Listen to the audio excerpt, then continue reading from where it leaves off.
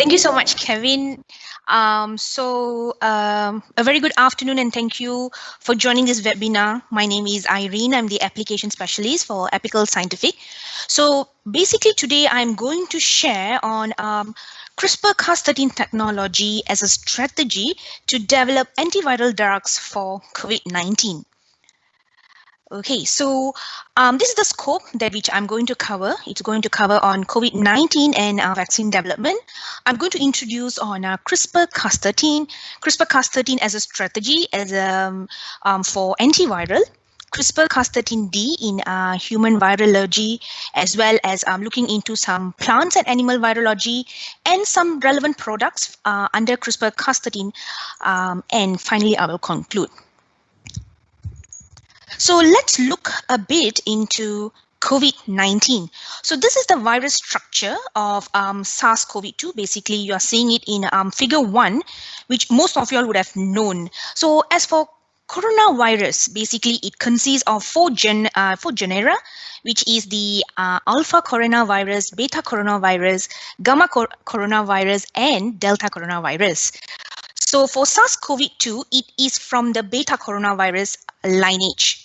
Okay, so basically there is 7 human coronavirus that has been identified till to date, and which are known to be the alpha and as well as beta that compromises of that consists of 3 lineages. So lineage B and C are known to be infectious to human. Basically, they are the SARS-CoV-1, SARS-CoV-2, and also the MERS-CoV-2. Now, if you see on figure 2 actually shows the genome structure of human coronavirus. There are actually 3 genomes here. Now, these 3 genomes are aligned, so you can actually see the difference in the arrangement, especially in the accessory genes part. So all these viruses actually have small genome size, which is approximately 30 kb in size. And despite, we have, came across there are quite a number of mutations that is happening. So despite of the mutation that was recently found in SARS-CoV-2 virus, so the behavior and the transmission mode of this particular virus still remains the same. Now, various screening methods were identified to control COVID-19. So what you see on my slide is basically there are 3 types, though the most prominent method that was used to screen was actually the real-time PCR. So basically for real-time PCR, we targeted E gene, RDRP, ORFA, S genes, and many more. So it has a sensitivity approximately about 95%, and it's able to give accurate diagnosis if a person has contracted with COVID-19, even at a very early stage of infection. And furthermore, it's also recommended by WHO and CDC to all countries. So again, the aim here is actually to screen methods to control COVID-19. Now, in the meantime, there are many countries that are racing to find cure for COVID-19. So there are approximately about 171 vaccine candidates, according to the London School of Hygiene and Tropical Medicine. So most of the vaccine that are developed are using one of these 4 approaches. Basically, either the virus vaccine. So virus vaccine targets in the form of inactivated of live and attenuated, which is actually made safe. And there's also viral vector vaccines. So viral vector vaccines uses virus as a genetically modified. We have also nucleic acid vaccines using DNA or RNA to create target proteins, and also protein-based vaccines. So which the person is being injected with protein subunits of the target virus directly into the body. So we have 4 types, and specifically it takes about 12 to 18 months to actually what we call this to synthesis, vaccine that is that we can actually distribute.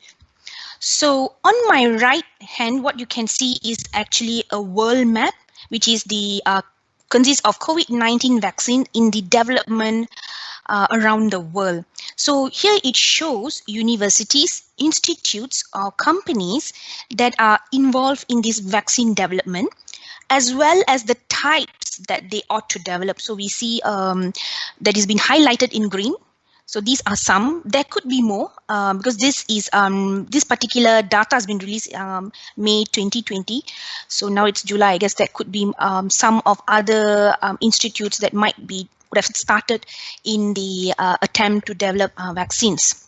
Now, in China itself, there's about 3 institutes which are active in vaccine development, and their approach is basically using inactivated vaccine, or basically a protein subunit vaccine.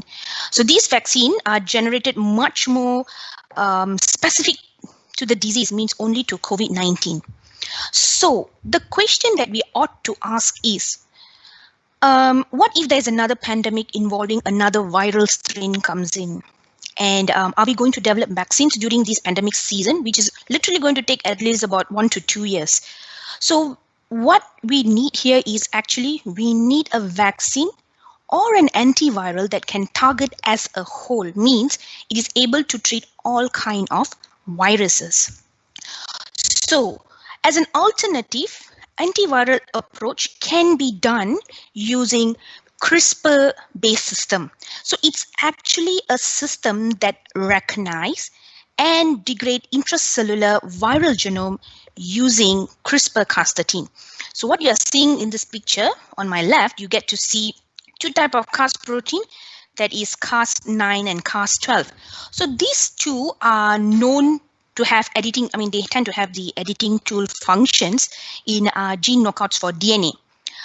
These are known, but what happens is for Cas13 here, it is able to degrade mRNA and able to combat viral replication. Okay, so this is one difference that makes Cas13 more special. Now let's look into detail. So when you look into detail, there's a table just beside them, so you can see types of Cas. We have Cas9, 12, and 13.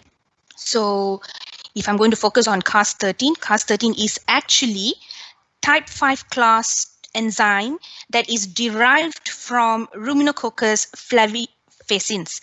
So basically for Cas13, it is literally, the size of this particular enzyme is literally small compared to Cas9 and Cas12.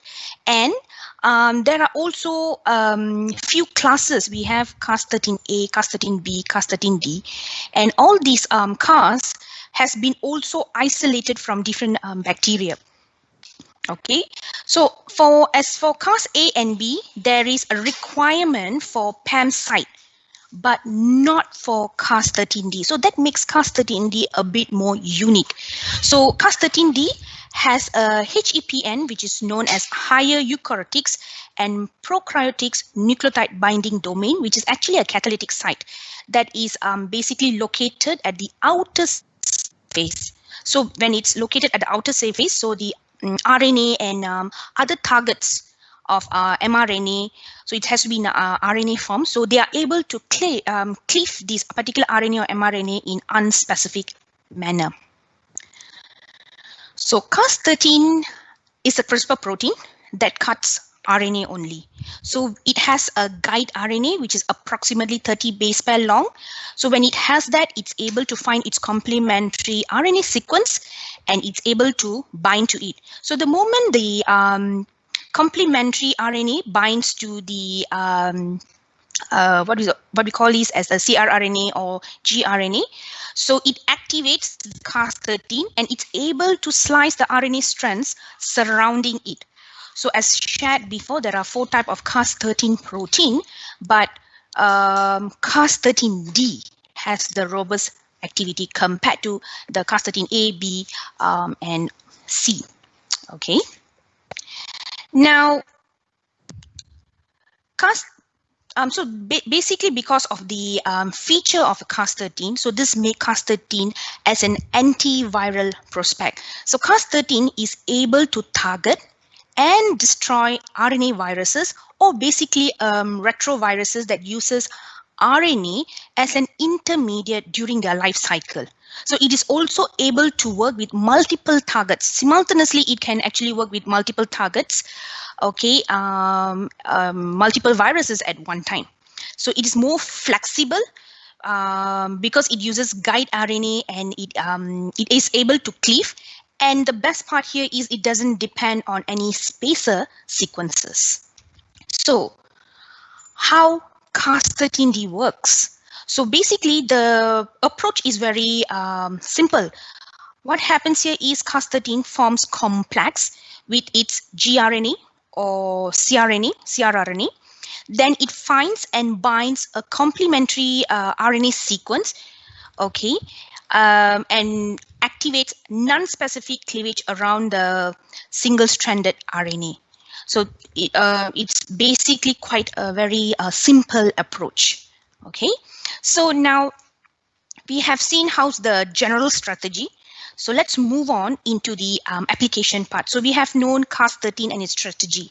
So let's look into viruses, especially for SARS-CoV-2. Now, this particular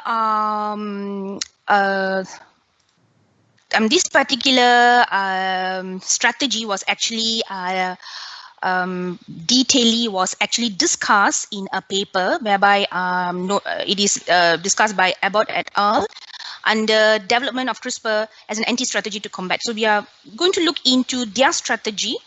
How do they even develop for using Cas13, to basically work with the SARS-CoV-2. So the first figure, what you're seeing is actually a life cycle of SARS-CoV-2, which is actually very much similar to all closely related coronavirus that is caused by SARS. So basically what happens here is, this is the virus. So the virus enters the cell. It releases the RNA genome into the cytoplasm. Then once it's released, it synthesizes a negative strand. So we have the positive, so it synthesizes the negative strand and its subgenomics. So these are the subgenomics, which is from the mRNAs. Okay, and then it synthesizes the positive sense of viral genome before it is packed and released out of the cells. So with Cas13d using Pac-Man strategy, now it is able to inhibit the viral function and replication by directly targeting and cleaving all viral positive sense and mRNA. So basically when we see in the second figure here, so this is the Pac-Man strategy. So what happens is, literally Pac-Man means prophylactic antiviral CRISPR in human cells. So what happens here is any RNA, it is able to degrade, basically whether it's a genome RNA or a viral mRNA, it is able to degrade, suppress the gene expression. So when it suppresses, basically there's no viral packaging or none is released. So this is the strategy we are going to look at the coming slides. Now, let me share you the strategy that they use to build this particular Pac-Man system. Okay, so basically if you want to create an effective and specific crRNA sequence that is able to target and cleave SARS-CoV-2, so definitely we need to do a bioinformatic analysis in the very beginning. So what they did here was basically they used a bioinformatics software called MAFFT. All right, so they did an alignment. So they did an alignment using SARS-CoV-2 genome. So genome alignment, so they had 47 complete SARS-CoV-2 assembles at that point of time, and about 3,108 complete genome for coronaviruses, as well as SARS-CoV and SARS coronavirus and also MERS coronavirus. So they have this particular genome and they have aligned. So the purpose why they are trying to align is to find possible crRNA, all right? And another thing is also to see which site is actually highly conserved. So if you see in this particular figure 1, so the top is actually the prediction of abundance of CRRNA that is able to target SARS-CoV-2 genome. Okay, so this is the whole length, and we can see the abundance here. So basically the abundance of CRRNA, because it is much more conserved, so we see RDRP and engine is actually chosen. And here is the conservation part. We see the conservation, so we can see that RDRP has a higher conservation and more stable, and literally N is also chosen as one of them. Okay, and the bottom, okay, so from the list of the CRRNA, so they target RDRP here and also engine. So what they did was they constructed 20 CRRNA for RDRP and 20 CRRNA for engine. So these two were cloned into a plasmid with spacer, and they divided into 10 groups with 4 pools each. So basically this is how the pools are. They have 10 groups, and you see there's a combination of 4 types of CRRNA. So this is a combination that they looked into, and they will be testing down for to see how efficient is the Cas13d working. So the next part, once that is done, so the next part is to design and clone SARS-CoV-2 reporters. Now, why these reporters are important? Because they are going to be acting as a control to evaluate if the Cas13d is effective in targeting SARS-CoV-2 or not. So basically, since we know most of the conserved region in the alignment is RDRP and engine, so these 2 genes were chosen because we are also going to design CRRNA around this region as well. So before even we are going to put in the CRRNA, we are going to look into the reporters. So these particular reporters are tagged with GFP. If you can see here, there's GFP here. All right, so we are going to, they actually worked with this particular system first before moving into the actual CRRNA. Okay, and then for the fragment system, similarly it was done. So they have also designed them, and for fragment, for Cas13d, there is mCherry. So it is fused with mCherry for the Cas13d expression vector. So these 2 things have been designed. So what is the workflow? So this is the whole workflow that they are going to do. So to basically test with SARS-CoV-2 reporters, because we are going to check if the reporters works, basically if this Cas13d able to cleave the reporter genes first. So what they do is they choose human lung epithelial cells, which is the A459 as the model cell line.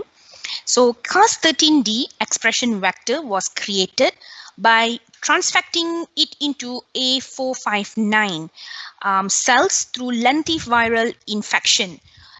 Basically, it is to create a stable cell line that expresses Cas13d. And then once it is been, because the Cas13d, if you see previously, it is actually has an mCherry attached. So basically that's the tagging.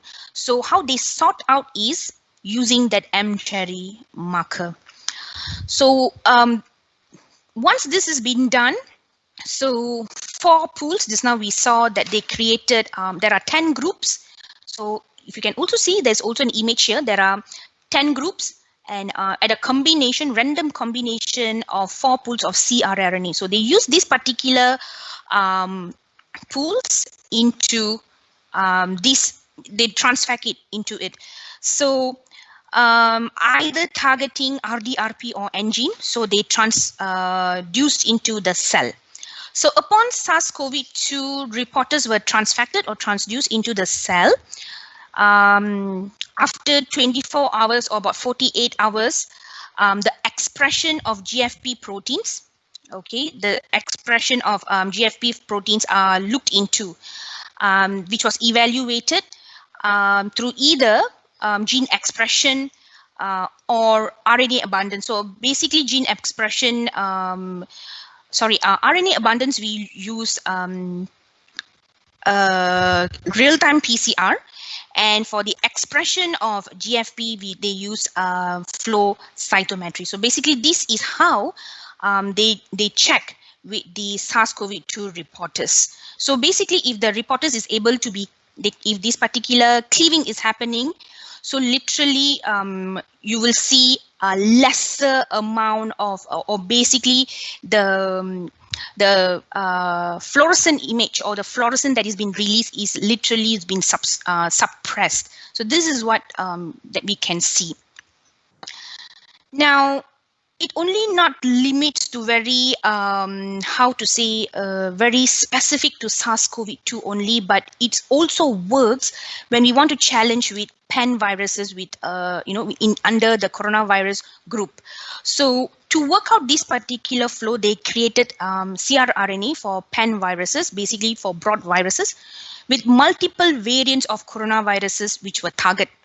So why multiple variants is important? Because these variants have causing few diseases, because they are also part of COVID-19, SARS and MERS, which actually emerged from animal reservoir and also infecting humans. So this design is a strategy that could broadly target and prevent viral targets. Okay, so the main objective is to design the minimum amount of CRRNA that could target majority known coronaviruses. So what you are seeing basically in this picture is actually a phylogenetic tree. So we have the coronavirus group, we have alpha, we have beta, we have gamma. So under these, so this is the first ring. So the second ring is where we are trying to see which CRRNA targeting which particular groups. All right, and we are on the outer ring is where the human corona that has been infecting us. Thus far, we have known it has been infecting us. So this is the, the phylogenetic tree sequence of the coronaviruses. So from here, what they identified was they identified top six. So basically, again, they do alignment. So what they had here is they aligned about 3,051 coronavirus, and when they aligned, they found that 22 coronavirus able to cover sequence without mismatch. So based on these 22, they tried to even narrow down to see the maximum amount of CRRNA that can actually cover a broad spectrum of human coronaviruses and also against animal coronaviruses. So if you see, okay, so later in the results, perhaps I will show you how did they find that particular results. So these are basically all the strategy we saw. So let's look into the effect of this particular system. So the first, let's look into the effect of SARS-CoV-2 reporters that was done through transfection. So first they actually did a transfection. So if you remember in the earlier slides, right, I spoke about the 10 groups. These are the 10 groups with 4 pools of CRRNA that is matched. So this group was evaluated to see which group was actually a best fit. So in this figure, what you're seeing is you are seeing all the 10 groups over here. Okay, and we see that group 4, because the suppression is much more higher. So here, group 4 and also group 6. Okay, so able to suppress at least about 85% for group 4. So it's which was actually a ratio which the range which I took, and for G6 it's about 75%. So meaning this pool is efficient in degrading the reporter genes. Now you may ask why there is actually variation when actually all these groups were chosen to be the best fit for CRRNA. So basically the variation are caused by RNA's secondary structure, and there are some differences in binding affinity for each of these CRRNA sequences. Okay. So the next figure actually shows on the performance. So now earlier we saw transfection, and this is actually transduction. So again, we saw two groups, group 4 and group 6. So we are looking into again these particular two groups that was introduced through transduction. So this approach, they choose this approach because literally to mimic the natural COVID-19 infection. So if you see based on the previous one and this one, the results literally, shows a very similar pattern. So when they actually measure them through flow cytometer or QPCR. Okay. So now, because they did not have access to live SARS-CoV-2 virus, so basically during this publication, they did not even able to have they did not even have the live viruses. So to prove that this concept actually works, what they did was they tested this particular Cas13d with the fragment strategy using H1N1 strain of influenza A virus. So literally the workflow is just like what I've explained earlier. The strategy is very much the same. So for this particular analysis, they use approximately 140 strain. So again, you have to do the alignment, and they designed the cRNA that could target many different strains as possible. So here they found 8 segments. There are 8 segments here, identified with 6 cRNA from each segment. So in total, you have about 48. Okay, so now the reason why 8 segment, because in influenza virus, there are 8 negative sense RNA segments. So each segment actually truly plays a role. So that is why to see the efficiency, these segments were chosen, and 6 cRNA was designed from it. So again, using the same cell line, which is the A549 Cas13d. So random combination of cRNA pools were used. So basically after around 48 hours, so H1N1 AIV strain that consists M neon reporter was transfected. So this was actually transfected inside, and the figure beside here, basically what you are seeing, this particular figure is the results of the suppression. So if you can see each of these segments at a different MOI, you can see that their distribution is a bit more different, except for MOI 5, you see a more consistent and robust results. Similar for segment 4. Segment 6 is more consistent. Segment 6 is more consistent. Segment 4 is moderate, but then somewhat it's still having a consistent inhibition. So segment 4 and segment 6, these two cRNA, basically they were used for the next analysis. So when it comes to viruses, we are also concerned about the virus load, because we want to make sure that when it is capable to also degrade virus, even though despite it is at a lower viral load. So to look into this, what they did was they used segment 6 cRNA, and they test at different MOI. Okay, so basically MOI is multiple of infection, multiplicity of infection, which actually talks on the number of virions that are added per cell during infection. So MOI is basically virions over cells. So when we divide them, basically you get a ratio number. So that is how we call under MOI.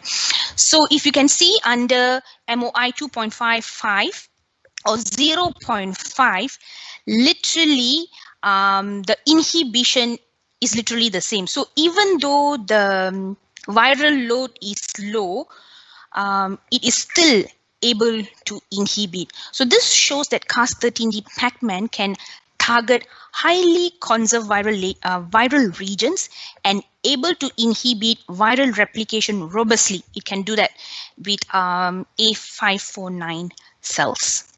Okay, now this is very specific to perhaps H1N1. So they did as well for pan IAV. So for this particular pen IAV, what happened was uh, they checked for 91,600 genomes that was they screened to identify all possible CRRNA. So this list was later refined to a smaller number so that they could target as many as IAV genomes, basically the CRRNA they can target, so that it has no mismatch. So these particular genomes were obtained from influenza research database. So they shortlisted about 81 CRRNA, and this particular 81 CRRNA could cover 91,600 genome. Okay, so what we are seeing here is basically the percentage of target. Okay, so if you want to have target of 100%, basically we need to get 81, but this number of CRRNA is actually very huge. So we want to get a smaller number yet giving a good target. So what they did was the closer that they could go is about 6 CRRNA that is able to target at least 92% of the IAV genome. So one of the pool has been validated. So they validate this pool because they were also looking into what we call these SG from the segment 6. So to target 32%. So this is basically one of the pool was that is been validated. So this CRNA, so in the initial experiment, this particular CRNA was used to see if it can target, and this particular CRRNA proves about 32% it is able to target the full IAV genome. So this particular strategy proves the approach of pan IAV targeting strategy, and this is truly applicable to SARS-CoV-2. Okay, so as for conclusion, this is actually a proof of concept antiviral strategy that can target broad spectrum conserved viral sequences. But there is also important steps, some of the important steps that is required before it can be tested in clinical trials. So some of the limitation that they do list in this particular manuscript was to validate the efficiency, also and the specificity of CRRNA with the live SARS-CoV-2 virus. So basically what they did here was using synthesized fragments. So it was not a live virus. So we this particular research has to also go into using SARS-CoV-2 live viruses, and to also evaluate off-target effects experimentally using transcriptome RNA sequencing. So this is also has to be validated. Another one more is also effective and safe in vivo delivery into human respiratory tract cells. They have proved, using lentiviral into A549 cells, but that is just a model. So this is also another part has to be validated. Of course, if this works, then it has to be evaluated in preclinical models and evaluate the expression of Pac-Man system in patients. So whether it is sufficient or not, because the range is also very important. We need to make sure that this Cas13d, if it's going to be evaluated in patient, so we need to have the amount to see how sufficient it is, how high or how low the number, the concentration. This is what we have to determine so that the viral splicing will be in an optimum process. All right, so it is not only limited for human, but it is also can be used in animal virology as well. So the strategy is very similar to what we have seen earlier. So in this section, we will look into how Cas13d able to inhibit porcine reproductive and respiratory syndrome virus, which is the PRRSV.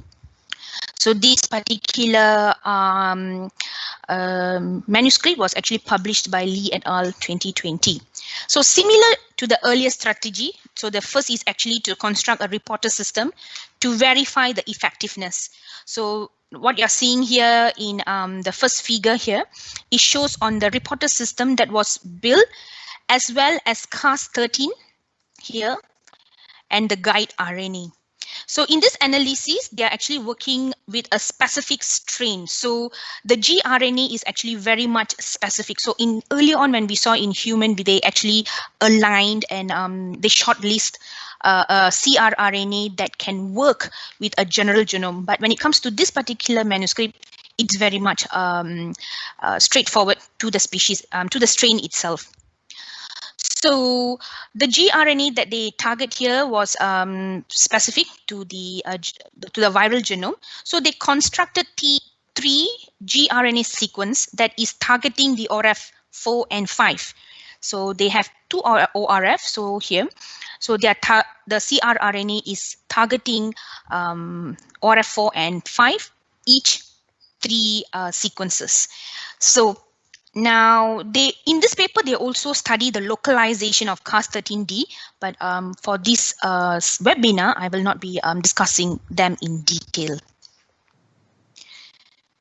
Now, for figure 12, so what you're seeing here is actually the M-cherry expression. So basically, if you see earlier on, we have the M-cherry expression in the reporter system. So this reporter system works as a control. We want to know whether this Cas13d is able to splice or able to degrade this particular region, this particular reporter system. So if it works, then basically, literally when we have the actual viral RNA, it actually also able to degrade. So this basically is the control part.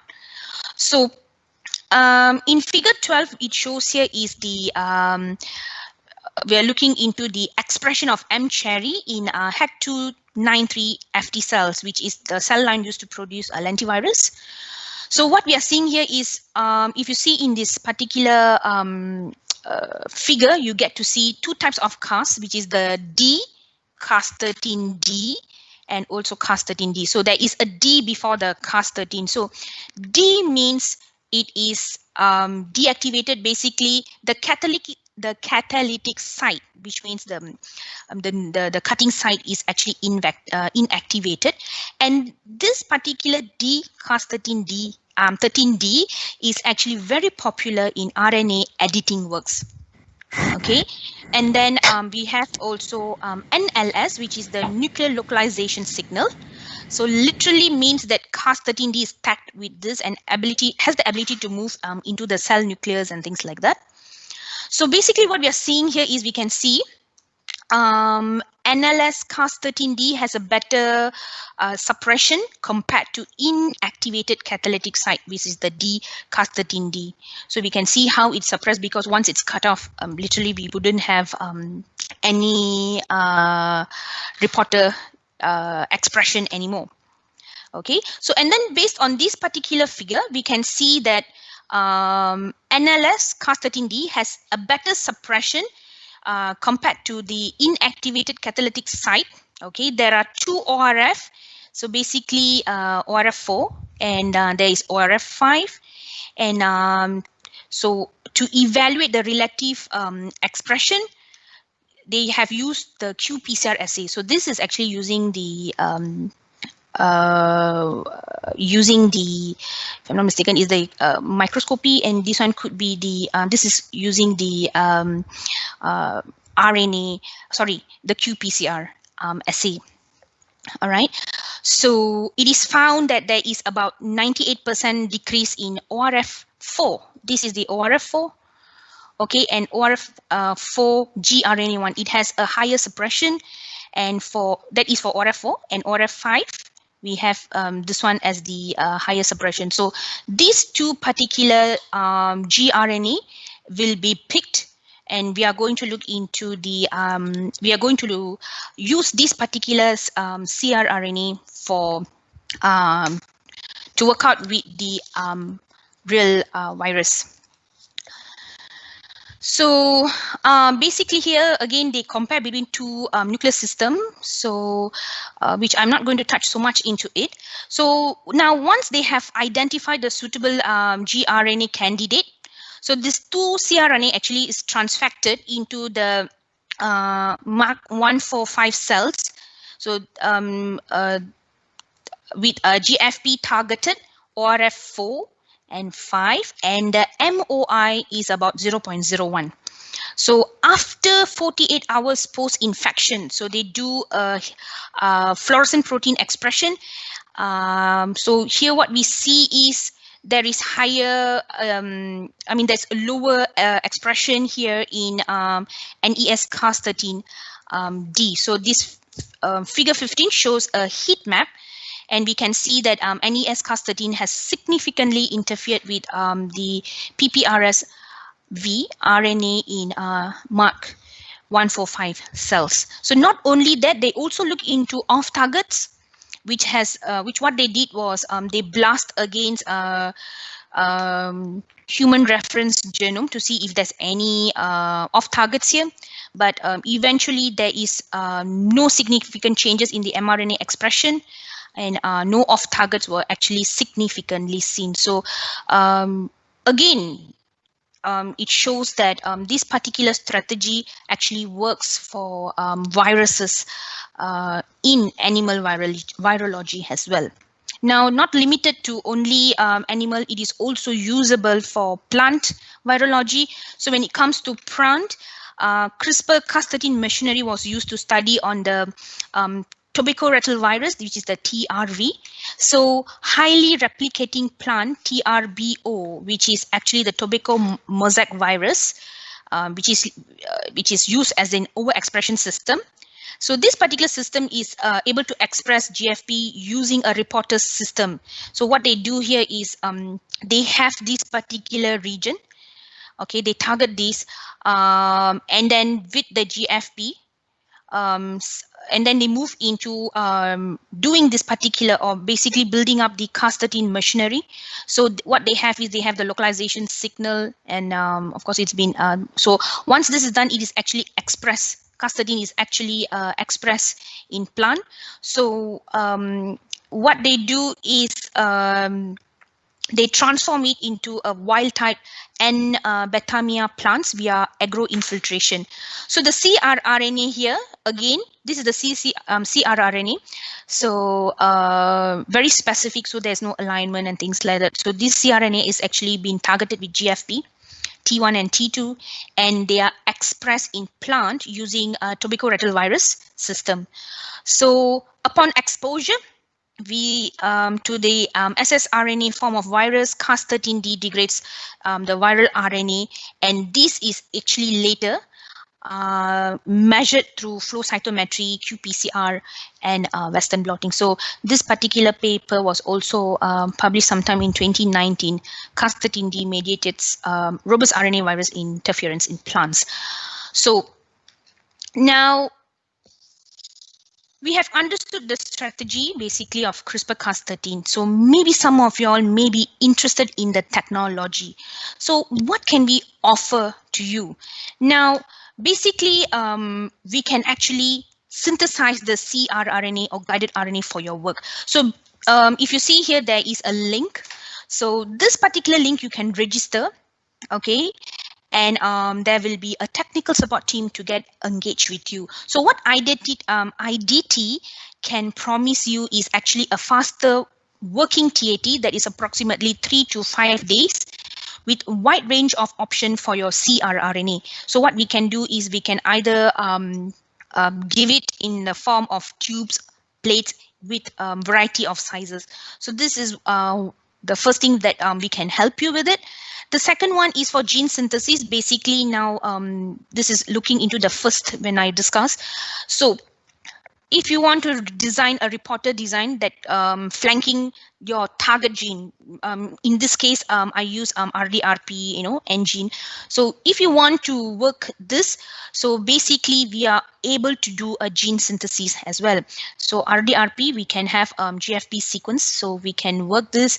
But this is not going to be in an expression vector, but it is only going to be cloned into a carry vector, which is the PUCIDT.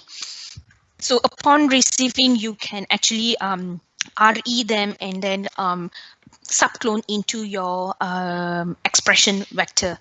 Right, so this is we are able to do, and these are the custom genes that we can go up to. So if you would like to inquire for the pricing, you can always get contact to our product specialist, or perhaps you can send in information to info@apicalscientific.com. So just now what we saw is basically the gene synthesis, but if you do not want gene synthesis, then we can also do a gene fragment synthesis, which is also known as G-block. So we can just synthesize the fragments alone. So and then this, of course, sequence have to be provided based on your target genes, and you can purchase it in the form of tube or plates.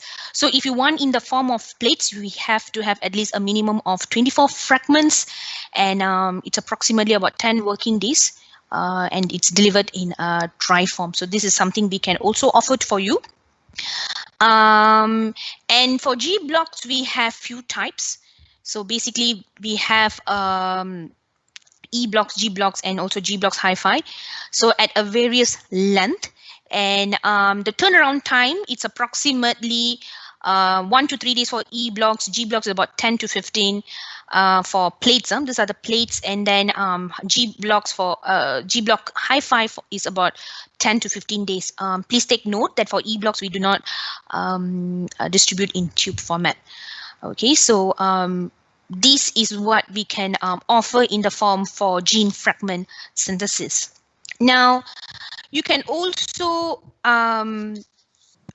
we also need to have, I mean, when all these studies actually, right, previously also requires a verification using either flow cytometry or QPCR. So for QPCR, what we sell is we also sell oligos. Basically, they are the primers. So we have various synthesis scale that comes within the minimum guarantee yield.